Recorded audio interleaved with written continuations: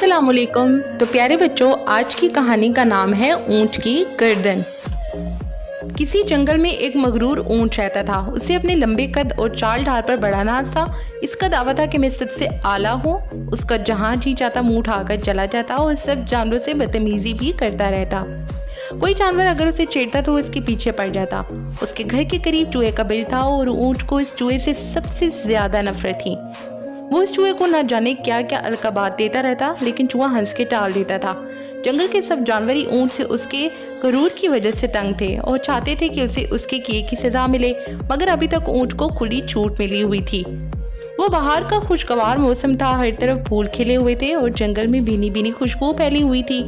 ऊंट सोकर उठा तो उसे बड़ी जबरदस्त भूख महसूस हुई। वो मुंह उठाए चलने निकल गया और अपनी लंबी गर्दन उठाकर दरख्तों के पत्ते, फूल और फल खाता रहा। इसी दौरान उसने एक कांटों भरी दरख्त की टहनी देखी तो उसे तोड़ने के लिए अपनी गर्दन ऊपर उठाई। उसे अपने दांत खारदार टहनी में गाड़े ही थे कि उसकी गर्दन एक शाख में उलझ गई। अब तो ऊंट की सारी शेखी हवा हो गई, मतलब उसका गरूर टूट गया।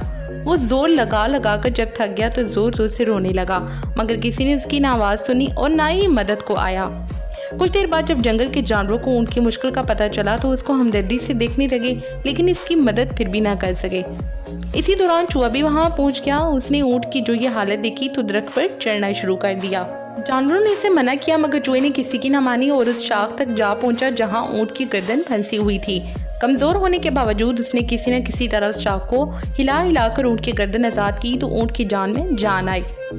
अब ऊंट को मालूम हो चुका था कि जंगल में हर जानवर अहम है। उसका गरूर खाक में मिल चुका था। उसे सब जानवरों से माफ़ी चाहिए और चूहे को अपना पक्का दोस्त बनाने का ऐलान भी किया। सब जानवर हंसते हुए अपने घरों की तरफ चले गए।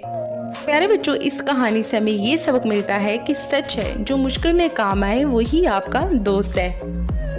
तो डियर बच्चों, अगर आपको आज की ये कहानी पसंद आई हो तो मेरे चैनल को सब्सक्राइब करके बेल का बटन तो प्रेस करना बनता है, ताकि आप आइंदा आने वाली इसी तरह की अच्छी अच्छी सी कहानियाँ सबसे पहले सुन सकें।